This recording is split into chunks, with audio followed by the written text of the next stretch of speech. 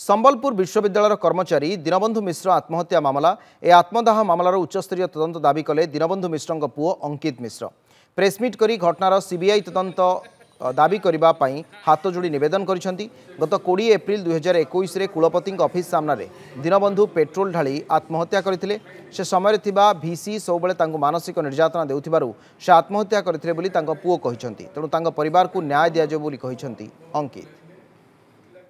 विगत दिन जेन घटनाटा ओडिशा रे सही समान प्रकार घटनाटा 21 एप्रिल 2021 रे मोर बापा संग रहीतला संबलपुर यूनिवर्सिटी रे। से भी संबलपुर यूनिवर्सिटी तत्कालीन वाइस चांसलर संजीव मित्तलकर माने निर्यातना और हेरासमेंट शिकार होकर से निज को आत्माहुति करथिले। सर मुझे दाबी कर मते भी न्याय मागुची सर मुझे भिक मागुची न्याय रो कि मते भी न्याय दरकार।